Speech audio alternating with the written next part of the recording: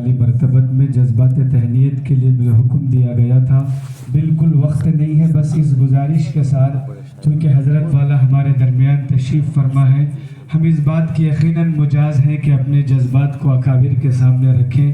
حضرت کے دارالعلوم دیوبند کے شیخ الحدیث اور محتمم ہونے سے ہم سب واقف ہیں، مگر اس بات سے بہت کم لوگ واقف ہوں گے۔ اس وقت ملت اسلامیہ کے ان ہنگامہ خیز حالات میں حضرت کا وجود پوری جماعت دیوبند کے لیے عظیم ترین سرمایہ ہے۔ اس کے کہنے کا موقع نہیں ہے، صرف دارالعلوم دیوبند کے مکتب تدریس اور اہتمام کی بات نہیں ہے۔ اس وقت ملک کے ان ناگزیر حالات میں ملی، قومی، سماجی اور مختلف میدان کی قیادت حضرت بہت خاموشی سے فرما رہے ہیں۔ یقیناً حضرت کی شان میں یہ مصرع پوری طرح صادق آتا ہے، آخری شب دریچے میں ایک اجالا رہ گیا۔ حضرت والا کی شخصیت بہت مغتنم ہے۔ میں انہی جذبات کے ساتھ حضرت مولانا ریاست علی صاحب بجنوری رحمۃ اللہ علیہ نے حضرت کے اہتمام سے پہلے کی یہ پیشنگوئی ترانے میں دے دی تھی، طیبہ کی میں مرغوب یہاں دیتے ہیں سفال ہندی میں، انوار چراغ نعمانی روشن ہے کمال ہندی میں۔ اگر دارالعلوم کا ترانہ الہامی ترانہ ہے، حضرت والا کا اہتمام بھی الہامی ہے۔ ہم نہا خانہ دل سے، گوشہ قلب سے حضرت استاذ محترم حضرت مولانا عبید اللہ صاحب دامت برکاتہم کی جانب سے ان کے جذبات کی ترجمانی کرتے ہوئے حضرت کی خدمت عالی مرتبت میں کلمات تہنیت پیش کرتے ہوئے مؤدبانہ و مخلصانہ گزارش کرتے ہیں، اور پورے مجمع سے چونکہ ارباب فضل و کمال کا مجمع ہے، اپنی دعاؤں میں حضرت کی درازی عمر اور کمال صحت کے لیے ضرور دعا فرمائیں۔ میں بہت چھوٹا سا طالب علم ہوں، مگر بہت ہی ہمت اور بصیرت سے بات اکابر کی وساطت سے عرض کرتا ہوں۔ اس وقت حضرت کا وجود پورے جماعت دیوبند کے لیے اور ملت اسلامیہ کے لیے خدا کا عظیم سرمایہ ہے۔ خدا رحمان کے بارگاہ قدس میں دعا ہے، اللہ تعالی حضرت کا سایہ عاطفت پوری صحت و عافیت کے ساتھ ہم خدام پر تادیر قائم رکھے۔ اب میں نہایت ادب و احترام کے ساتھ حضرت صدر محترم اور ہمارے اس اجلاس کے مہمان محترم حضرت محتمم صاحب دامت برکاتہم کی خدمت عالی مرتبت میں گزارش کروں گا، حضرت والا اپنے قیمتی خطاب سے ہم سب کو مستفیض فرمائیں۔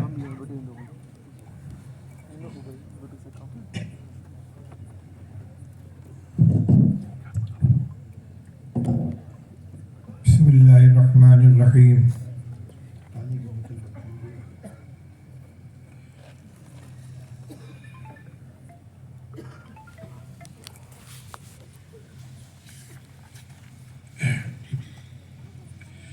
الحمد للہ نحمده ونستعینه ونستغفره ونؤمن به ونتوکل علیہ ونعوذ باللہ من شرور انفسنا ومن سیئات اعمالنا، من یهده اللہ فلا مضل له ومن یضلله فلا ہادی له، ونشهد ان لا الہ الا اللہ وحدہ لا شریک له، ونشهد أن سيدنا ومولانا محمدا عبده ورسوله صلى الله تبارك وتعالى عليه وعلى آله وصحبه وبارك وسلم تسليما كثيرا كثيرا. أما بعد، فقد قال النبي صلى الله عليه وسلم: كلكم راع وكلكم مسؤول عن رعيته. وقال عليه الصلاة والسلام: العلماء ورثة الأنبياء، وإن الأنبياء لم يورثوا دينارا ولا درهما، وإنما ورثوا العلم، فمن أخذه أخذ بحظ وافر. وقال رسول الله صلى الله عليه وسلم: يحمل هذا العلم من كل خلف عدوله، ينفون عنه تأويل الجاهلين وتحريف الغالين وانتحال المبطلين، أو كما قال رسول الله صلى الله عليه وسلم. محترم علماء کرام، طلبہ عزیز، حاضرین مجلس، آج کے اس اجلاس میں شرکت کر کے میں اپنے لیے سعادت محسوس کر رہا ہوں۔ حضرت مولانا عبید اللہ صاحب ذی تمدن نے جس خلوص اور اصرار کے ساتھ یہاں حاضری کی دعوت دی، میں انکار کرنے کے بعد خود اقرار کرنے پر مجبور ہو گیا، اور الحمدللہ آج آپ کے سامنے حاضر ہوں۔ اللہ تعالیٰ اپنے فضل سے جو ٹوٹی پھوٹی گفتگو کی توفیق عطا فرمائیں گے اسے پیش کروں گا۔ آپ کے سامنے ابھی یہ بات آئی کہ آج سے 17 سال پہلے بھی یہاں حاضری ہوئی تھی، لیکن اس وقت مدرسے کی عمارت موجود نہیں تھی، صرف زمین کا غالباً انتظام ہوا تھا اور مدرسے کا وجود ذہن کے اندر تھا۔ حقیقت میں حاضری ہوئی تھی حضرت اقدس مفتی محمود صاحب نور اللہ مرقدہ کی خانقاہ میں، اور وہاں سے رمضان مبارک کے اندر چند گھنٹوں کے لیے یہاں آنے کا موقع ملا تھا، لیکن اس وقت حاضرین کی مجلس میں جو دعائیں کی گئیں، اللہ تعالیٰ نے اس کو شرف قبولیت سے نوازا، اور آج یہ علم و عرفان کا گلشن لہلاتا ہوا ہماری نگاہوں کے سامنے موجود ہے، جس کے برگبار آپ کے سامنے آ رہے ہیں حفاظ اور فضلاء کی شکل میں، اور یہاں کے تعلیم یافتہ حضرت مولانا عبید اللہ صاحب کے تلامذہ جو اطراف اور دور دراز کے علاقوں میں پھیلے ہوئے ہیں، وہ بھی یہاں موجود ہیں، جو اس ادارے کی افادیت کے گواہ ہیں۔ اس موقع پر مجھے چند باتیں ان طلبہ عزیز سے عرض کرنی ہیں کہ جن کے سر پہ آج دستار رکھی گئی ہے، جن میں اصل ذمہ داری علماء کرام کی ہے اور نمبر 2 پر حفاظ کرام ہیں۔ میرے بھائی اور بزرگوں، یہ دستار جو سر کے اوپر رکھی گئی ہے، جہاں یہ ایک اعزاز ہے، وہیں ذمہ داری کا ایک بہت بڑا بوجھ بھی ہے۔ سر پہ دستار رکھنے کے بعد علماء کرام کو، حفاظ کرام کو مجمع کے سامنے پیش کر دیا گیا کہ ہم نے 8 سال 9 سال 6 سال 4 سال 2 سال کی محنت کے بعد ان افراد کو تیار کر دیا ہے، اب ان کا کام ہے قوم کے ایمان اور دین کی حفاظت کرنا، اور ملت کا کام ہے ان سے خدمت لینا۔ ابھی آپ کے سامنے تذکرہ آیا تھا تحفظ ختم نبوت کا۔ میرے بھائیوں بزرگوں، اس وقت ملک کے اندر سب سے اہم مسئلہ تحفظ ایمان کا ہے۔ تحفظ ختم نبوت کا لفظ پہلے جب بولا جاتا تھا تو ذہن میں ایک تصور یہ ہوتا تھا کہ غلام احمد قادیانی نے نبوت کا جھوٹا دعویٰ کیا ہے، اس کی تردید کے لیے اور اس فتنے کی سرکوبی کے لیے یہ تنظیم قائم کی گئی ہے، یہ شعبہ قائم کیا گیا اور یہ محنت کی جا رہی ہے۔ لیکن نبی کریم صلی اللہ تعالی علیہ وسلم نے جو ارشاد فرمایا تھا، سَتَكُونُ فِتَنٌ كَقِطْعِ اللَّيْلِ الْمُظْلِمِ، کہ ان قریب بہت سے فتنے آئیں گے جس طرح تاریک رات کے ٹکڑے ہوتے ہیں، اس فتنے کی اس پیشین گوئی کا ظہور مختلف شکلوں کے اندر ہو رہا ہے۔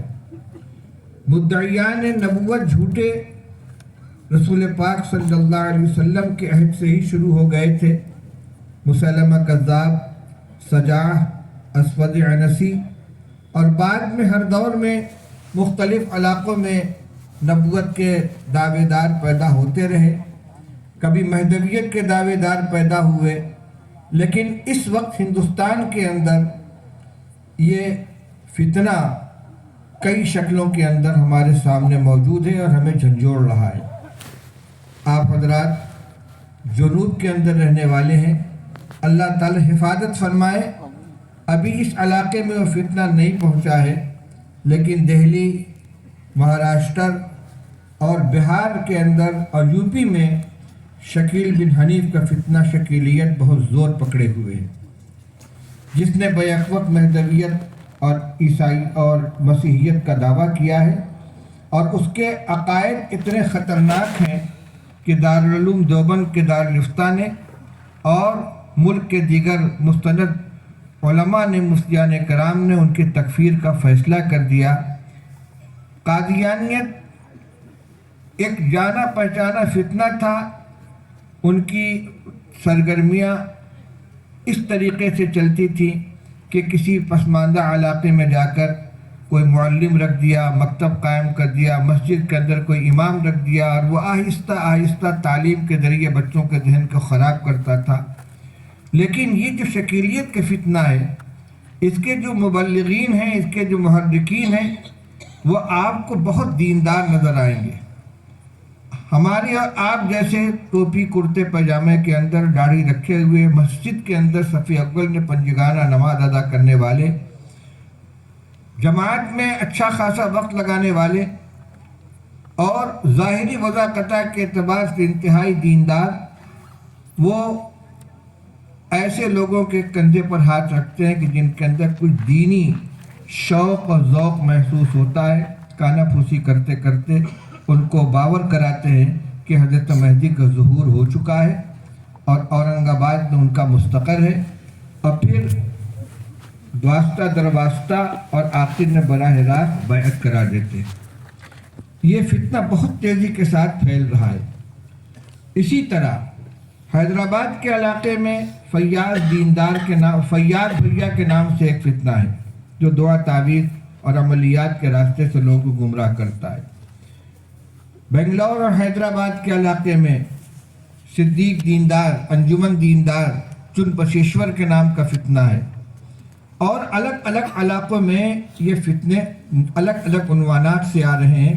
میں کہنا یہ چاہتا ہوں کہ اب تحفظ ختم نبوت صرف قادیانیت کی تردید کے لیے اور گنبد مرزا غلام احمد قادیانی کا رد کرنے کے لیے نہیں، بلکہ یہ تحفظ ایمان کی ایک تحریک بن گئی ہے۔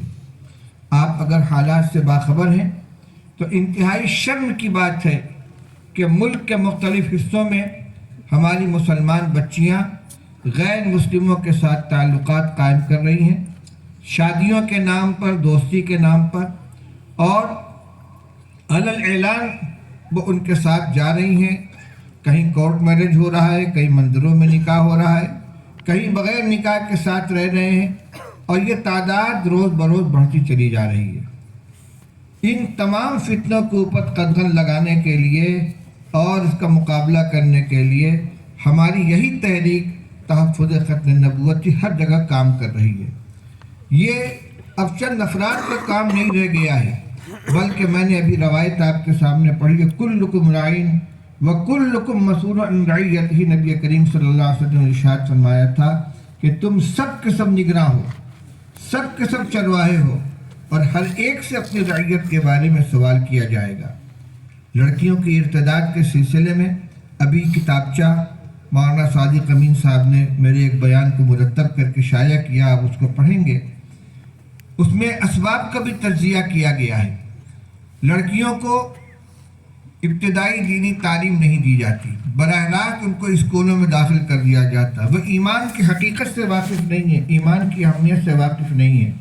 وہ نہیں جانتی کہ اللہ جل شانہ کے بارے میں ہمارا عقیدہ کیا ہونا چاہیے، نبی کریم صلی اللہ علیہ وسلم کے بارے میں عقیدہ کیا ہونا چاہیے، حضرت عیسیٰ علیہ السلام کے بارے میں اسلام کی کیا تعلیم ہے، مہدی علیہ السلام کی آمد کے بارے میں کیا پیشین گوئی کی گئی ہے، دجال کیسا آدمی ہے، کیسا انسان ہے، وہ کب آئے گا اور اس کا کیا فتنہ ہوگا، ان کو کچھ سکھایا ہی نہیں گیا۔ وہ اس سے بالکل غافل ہیں۔ اسکول کی تعلیم سے ان کی تعلیم کا آغاز ہوا، اور بڑھتے بڑھتے وہ گریجویشن تک پہنچ جاتی ہیں۔ اب ان کو جو بھی پٹی پڑھائی جاتی ہے وہ اس کا شکار ہو جاتی ہیں۔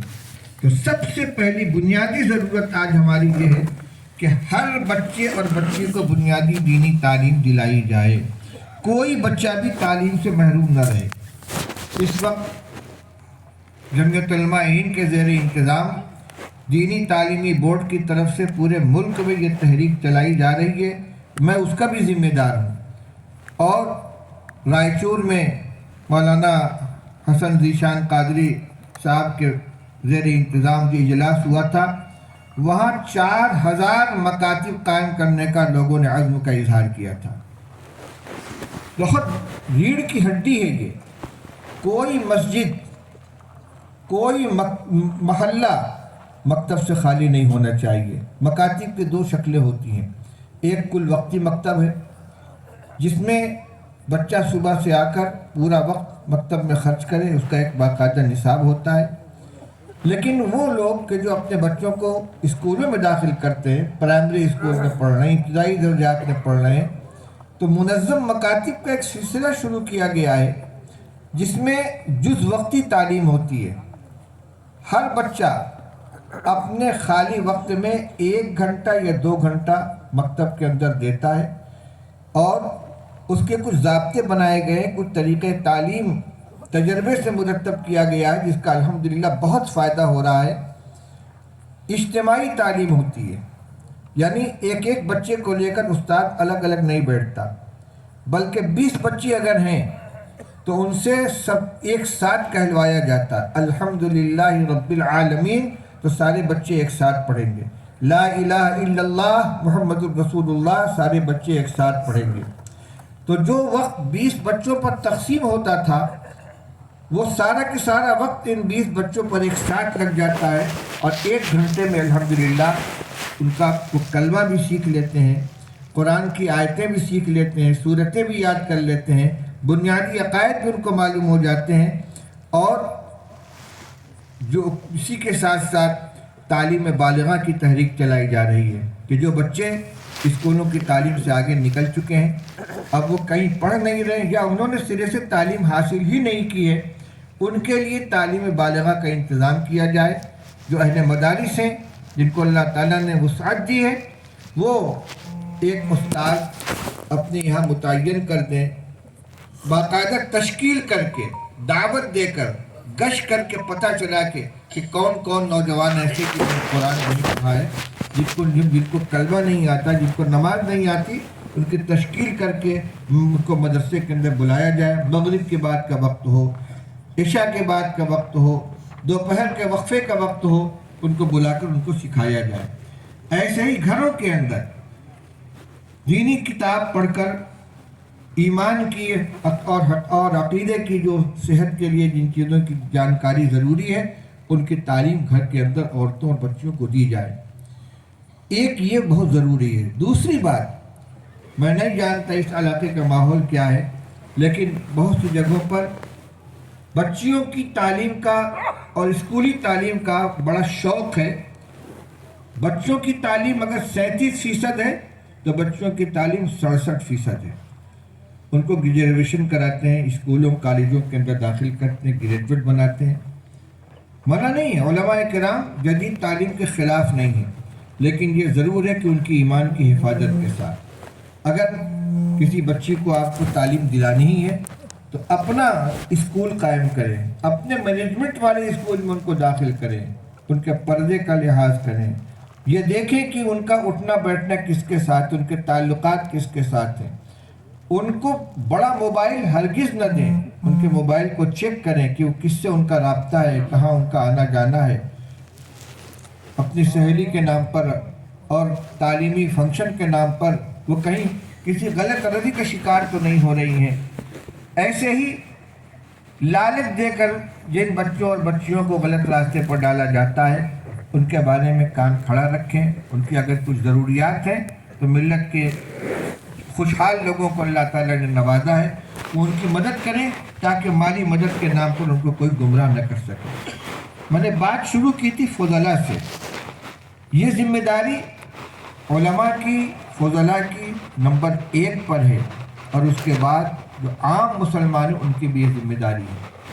اس لیے ملت کی بچیوں کے ایمان کی حفاظت کے لیے، بچوں کی ایمان کی حفاظت کے لیے، اور جتنے فتنے آ رہے ہیں، چاہے قادیانیت کا ہو، چاہے عیسائیت کا ہو، چاہے شکیر بن حنیف کا فتنہ ہو، چاہے جنوب کے اندر پنپنے والے اور دوسرے چھوٹے موٹے فتنے ہیں ان کا مسئلہ ہو، ہمیں چوکنا رہنا چاہیے، اور اس انتظار میں نہ رہے کہ کوئی ہمارے پاس آئے گا ہمیں بتائے گا تب ہم اس کے لیے کھڑے ہوں گے، کمر کس کر تیاری کریں کہ نہیں، فتنوں کی بو سونگھنے اور حساسیت کا مزاج بنانے کی ضرورت ہے۔ ہمارے اندر اتنی حساسیت ہو کہ ہم خود سے محسوس کریں کہ کس علاقے کے اندر، کس محلے کے اندر فتنہ پھیل رہا ہے۔ میرے بھائیو بزرگوں، اس گئے گزرے دور کے اندر جہاں ہر طرف الحاد کی ہوائیں چل رہی ہیں، دہریت کی ہوائیں چل رہی ہیں، لوگ اسلام چھوڑ کر محروم القسمت ایکس مسلم کا چینل چلا رہے ہیں، یہ بھی آپ حضرات کو معلوم ہوگا۔ کچھ بدبخت ایسے ہیں جن کے مقدر میں ایمان نہیں تھا، سابق مسلمان کے نام سے، ایکس مسلم کے نام سے وہ چینل چلا رہے ہیں، مرتد ہو چکے ہیں، اور ہمارے نوجوان جو سوشل میڈیا کی ہر چیز کو شوق سے دیکھتے اور سنتے ہیں، وہ اس سے متاثر ہو رہے ہیں۔ اس لیے میں یہ چاہتا ہوں کہ مختلف ذرائع سے جمعہ کا خطبہ ہو، مسجد کے اندر فجر کی نماز کے بعد یا کسی اور نماز کے بعد جہاں فضائل کی تعلیم دی جاتی ہے، وہاں تھوڑی سی عقائد کی بھی تعلیم ہونی چاہیے۔ اس سلسلے میں آپ کو کتابیں ملیں گی، کم سے کم بنیادی عقیدے جو ہمارے ہیں، ایمان مفصل، ایمان مجمل، اور خاص طور سے جو فتنے آج کل آ رہے ہیں مسیحیت اور مہدویت وغیرہ کے نام سے، اس میں اسلام کی تعلیمات کیا ہیں، اس کو علماء کرام جانیں۔ مشکوٰۃ شریف ہے، حدیث کی دوسری کتابیں ہیں، ان سب کے اندر یہ ابواب موجود ہیں، ان کا مطالعہ کریں، خود علم کی کے زیور سے آراستہ ہوں، علم کے ہتھیار سے مسلح ہوں، اور اس کے بعد پوری خود اعتمادی کے ساتھ قوم کی قیادت کریں۔ اسی طرح میں نے مکاتب کی بات چھیڑی تھی کہ مکاتب کا زیادہ سے زیادہ قیام ہونا چاہیے، خود کفیل مکاتب ہونے چاہیے۔ پہلے جو عام طور سے مکاتب قائم کیے جاتے تھے، رفاہی، کسی مسجد کے اندر امام صاحب ہیں، کہیں 10 لڑکے ہیں، کہیں 20 لڑکے، کہیں 50 لڑکے، وہی ایک میاں جی بیٹھے ہوئے ان کو الف با تا کرا رہے ہیں۔ نہیں، اب اس کو مستقل نظام کے تحت منظم مکاتب کی شکل دی گئی ہے، اس کا نصاب تیار کیا گیا ہے، طریقہ تعلیم، نصاب تعلیم اور اس کی نگرانی، ساری کی ساری چیزیں کی جا رہی ہیں۔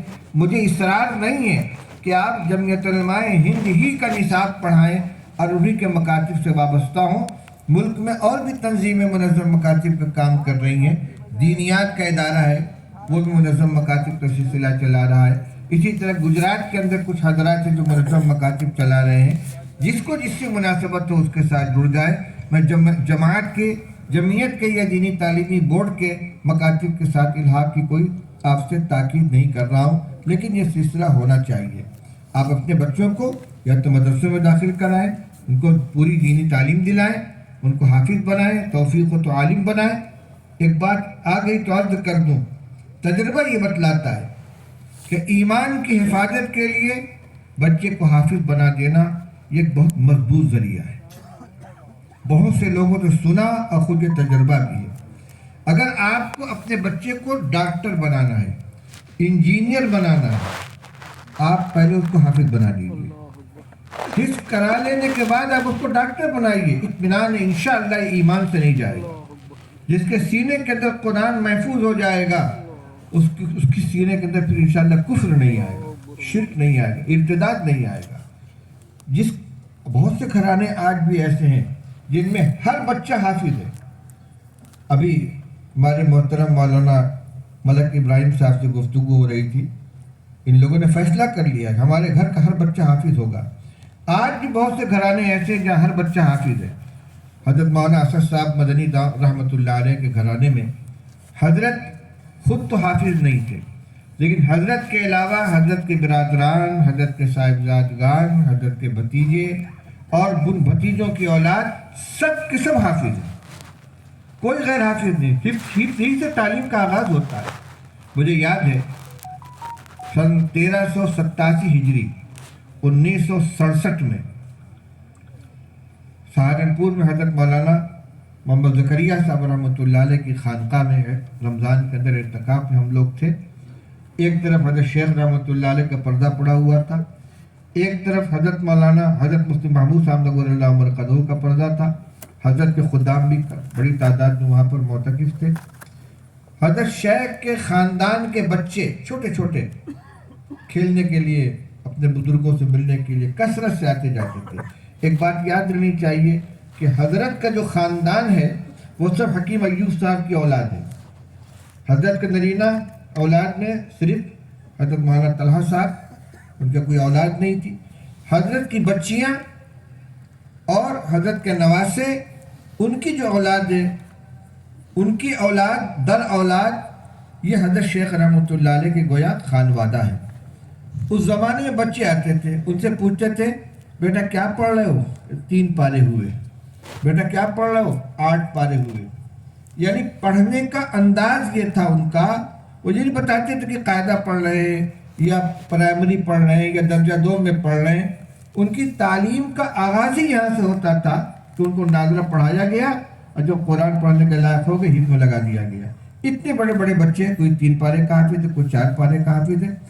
معلوم ہوا کہ اس وقت حضرت حکیم ایوب صاحب کی اولاد میں 52 حافظ ہو چکے تھے. 52 حافظ اس وقت ہو چکے تھے، اور اب تو معلوم نہیں کہ ان حفاظ کی تعداد کتنی ہوگی. اس لیے اگر ہو سکے تو آدمی کوشش اس کی کرے کہ اپنے ہر بچے کو حافظ بنائے، اور بچیاں بھی اگر متحمل ہوں اور وہ قرآن کی حفاظت کر سکیں تو ہمت والی بچوں کو بھی حفظ کرائیں، لیکن زیادہ نہیں، اس لیے کہ اس کی حفاظت کرنا ان کے لیے ذرا مشکل ہو جاتا ہے. اگر یہ نہ کر سکے تو جو مشہور صورتیں ہیں، سورہ یاسین ہے، سورہ ملک ہے، سورہ واقعہ ہے، سورہ رحمان ہے، سورہ الف لام میم سجدہ ہے، اور 30واں پارہ ہے، ان صورتوں کو یاد کرائیں بچیوں کو، اتنے کا حافظ بنا دے. انشاءاللہ ان کے سینے میں اگر قرآن موجود ہے اس کی برکت ہوگی، پھر اپنے بچوں کے لیے بہترین مربیہ بنیں گی، بچوں کی صحیح تربیت کریں گی. تو میرے عزیز فضلاء اور حفاظ کرام، آپ کے سر پہ آج وہ دستار رکھ کر اظہار اعتماد کیا گیا ہے. آپ کو ایک بہت بڑی ذمہ داری سونپی گئی ہے. روزی دینے والا اللہ ہے. آپ نے جو تعلیم حاصل کی ہے یہ تعلیم کسب معاش کے لیے نہیں ہے، یہ صرف دین کی خدمت کے لیے. روز اول کی یہ نیت ہونی چاہیے کہ ہم اللہ کی دین کی خدمت کریں گے، اللہ ہماری کفالت کرے گا. من کان للہ کان اللہ لہ. اور اللہ کا یہ ضابطہ ہے اور یہی اللہ کی سنت ہے. دیکھ لو آج بھی کہ جو لوگ تن من دھن سے اللہ کے دین کی خدمت میں لگ جاتے ہیں، چاہے کسی بھی لائن سے، اللہ تعالیٰ ان کو بے سہارا نہیں چھوڑتے. اس لیے آپ عالم بنے ہوں، حافظ بنے ہوں، دین کی خدمت کو اپنا مشن بنائیں، اپنا یعنی مشغلہ بنائیں اور یہ نیت کریں. دوسری بات، مولانا عبید اللہ صاحب نے اپنی گفتگو کے دوران ایک بات کہی تھی کہ مجھے درجہ چہارم سے لے کر دورے تک دارالعلوم دیوبند میں پڑھنے کا موقع ملا. اسی کی وجہ سے میرے اندر مسلک میں تسلب آیا.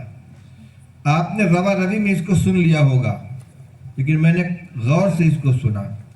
یہ دارالعلوم دیوبند اور مسلک دیوبند سے وابستہ مدارس، وہاں کے فضلاء کے ذریعے قائم کی ہوئی مدارس کی خصوصیت ہے کہ اساتذہ تعلیم کے ساتھ طلبہ کی تربیت پر بھی خاص توجہ فرماتے ہیں، ان کے مزاج کو بناتے ہیں، اور سنت اور شریعت کا ان کا مزاج ایسا بنا دیتے ہیں کہ پھر کوئی غلط چیز ان کا دل و دماغ قبول ہی نہیں کرتا.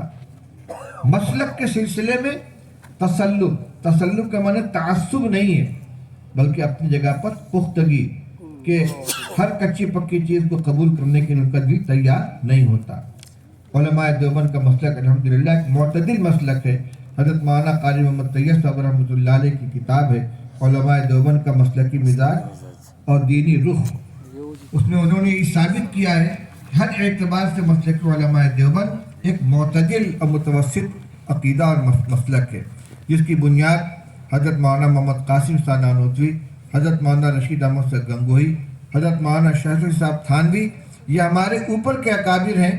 اور اس کے بعد نیچے ایک سلسلۃ الذہب چلا گیا ہے. ان حضرات نے جو مسلک و مشرب اختیار کیا ہے، جس میں توحید خالص، اتباع سنت، عظمت صحابہ، یہ 3 چیزیں بڑی اہمیت رکھتی ہیں. توحید کے اندر کسی طرح کا سمجھوتا نہیں ہے. سنت کا اتباع مکمل کیا جائے گا، سنت کے خلاف بدعت کو قبول کرنے کے لیے تیار نہیں ہے. صحابہ کرام رضی اللہ تعالیٰ عنہ کا جو مقام و منصب شریعت نے متعین کیا، ان کو معیار حق قرار دیا ہے، ان کو تنقید سے بالا تر اور دلائل کے سلسلے میں ایک معیار قرار دیا ہے، اس کے اندر کسی طرح کا تزلزل نہیں ہے۔ پھر یہ صرف ظاہری علوم پر اکتفا نہیں کرتے بلکہ اصلاح باطن کے لیے، جو جیسا کہ حدیث جبریل میں ایمان اور اسلام کے بعد احسان کے بارے میں جبریل امین صلی اللہ علیہ وسلم نے سوال کیا تھا کہ احسان کیا ہے، اور رسول اللہ صلی اللہ علیہ وسلم نے ارشاد فرمایا ان تعبد اللہ کانک تراہ فإن لم تکن تراہ فإنہ یراک۔ تو ہمارے اکابر کا یہ امتیاز ہے کہ وہ علوم ظاہری کے پہاڑ اور سمندر ہونے کے ساتھ ساتھ علوم باطنی اور معرفت کے بھی وہ بحر بے کرا ہیں۔ انہوں نے لاکھوں لوگوں کی اصلاح فرمائی ہے، ان کے عقیدوں کو درست کیا، ان کا تعلق مع اللہ جوڑا، اور ہر ایک اپنی اپنی جگہ پر ماشاءاللہ ایک روشن چراغ اور روشن منارہ بن کر چمکا۔ تو یہ مزاج ہمارے فضلاء کا بھی ہونا چاہیے، اور ایسے علاقے میں جا کر کام کرنے کی کوشش کریں کہ جہاں کوئی چراغ روشن کرنے والا نہیں ہے۔ آپ دیکھیں بڑے بڑے ادارے ایک ایک فرد نے قائم کیے ہیں۔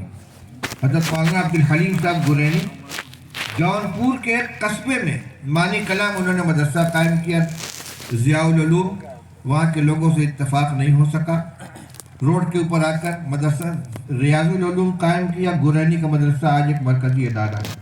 حضرت مولانا قاری صدیق احمد صاحب باندھوی رحمۃ اللہ علیہ، جن سے سب لوگ واقف ہیں، باندہ کا علاقہ انتہائی پسماندہ علاقہ ہے، جنگلی علاقہ، بیہڑ۔ مولانا اگر چاہتے بہت صلاحیت تھی، ان کی بہترین عالم تھے، ہر فن مولا تھے، لیکن انہوں نے کسی بڑے مدرسے کے اندر جا کر شیخ الحدیث بننے کو ترجیح نہیں دیا، بلکہ جنگلی علاقے کے اندر ہتھورا میں مکتب کی بنیاد رکھی، جو آہستہ آہستہ ایک بڑا ادارہ بنا اور پورے لاکھوں لوگوں کو اس کے ذریعے سے فیض پہنچا۔ ہمارے حضرت مفتی محمود صاحب نور اللہ مرقدہ کے متوسلین میں مولانا نور اللہ صاحب رائے چوٹی، ان کے برادر یہاں بیٹھے ہوئے ہیں، حضرت مولانا رحمت اللہ صاحب کشمیری، حضرت مولانا مفتی محمد فاروق صاحب میرٹھی، ایک ایک فرد نے ایک ایک ادارہ قائم کیا ہے اور وہ مرکزی ادارہ بن گیا۔ معلوم نہیں کہ آج کے ان فضلاء کے اندر کون مستقبل کا مفتی فاروق مولانا رحمۃ اللہ مولانا نور اللہ بننے والا ہے۔ عزم اور حوصلہ رکھنا چاہیے، ایسے علاقے کو منتخب کریں کہ جہاں کوئی مصلح نہیں ہے، کوئی عالم نہیں ہے۔ آخری بات کے سلسلے میں ان طلبہ سے یہ کہنی ہے کہ آپ کہیں بھی رہیں اپنے اساتذہ سے اور اپنے بزرگوں سے ربط رکھیں، یہ بہت بنیادی چیز ہے۔ خود مستقل بننے کی کوشش نہ کریں، اپنے اساتذہ سے رابطہ رکھیں۔ آپ کتنے بھی بڑے ہو جائیں گے لیکن اپنے اساتذہ کے بہرحال آپ محتاج رہیں گے، ان سے آپ کو دعائیں ملیں گی، ان سے آپ کو مشورے ملیں گے، آپ محسوس کریں گے کہ ہمارے سر کے اوپر کسی کا سایہ ہے۔ ابھی میں نے نام لیا تھا مولانا عبدالحلیم صاحب گورینی رحمۃ اللہ علیہ کا، بنارس کا رہنے والا ہوں، گورینی وہاں سے تقریباً 50 کلومیٹر کے فاصلے پر ہوگا۔ مولانا ایک مرتبہ تشریف لائے، میں نے اساتذہ کو اکٹھا کیا اور حضرت سے درخواست کی کہ حضرت کچھ نصیحت فرما دیجیے۔ تو حضرت نے فرمایا صرف ایک نصیحت کرتا ہوں، مستقل بننے کی کوشش مت کرنا، ہمیشہ اپنے کو کسی بڑے کے ماتحت رکھنا، مشورہ کرنا، رہنمائی حاصل کرنا، دعائیں لینا، ان کا سایہ تمہارے سر پر رہے گا، انشاءاللہ کامیاب رہوگے۔ اور جس دن سمجھو کہ ہم تو بڑے مولانا بن گئے، ہم تو حضرت ہو گئے، ہمارے سر پہ پگڑی رکھی گئی، ہمیں تو دستار دے دیا گیا، ہمیں سند دے دی گئی، ہمارا اعزاز کر دیا کہ ہم محتاج نہیں ہیں، سمجھیے کہ وہی دن آپ کی ناکامی کا، پسماندگی کا ہوگا۔ اس لیے میں دعا دیتا ہوں نوجوانوں کو، اللہ تعالیٰ ان سے کام لیں، یہ اپنے ادارے کو اور جہاں جہاں انہوں نے تعلیم حاصل کی ہے ہر جگہ کے اساتذہ کو اپنا سرپرست جانیں، ان سے تعلق رکھیں اور خدمت کی لائن تلاش کریں، دیکھیں کہاں کس چیز کی ضرورت ہے۔ ہر شخص بخاری اور مسلم ہی پڑھائے ضروری نہیں ہے، مکتب کی تعلیم بنیادی تعلیم ہے۔ آج اگر آپ بہت باصلاحیت ہیں لیکن کسی مسجد کے اندر بیٹھ کر بچوں کو نورانی قاعدہ پڑھا رہے ہیں تو آپ بنیادی خدمت کر رہے ہیں، ان بچوں کے اندر ایمان کا بیج بو رہے ہیں آپ۔ یہ بڑے ہو کر جو بھی کریں گے اس میں آپ کا حصہ ہوگا، یہ صدقہ جاریہ ہوگا۔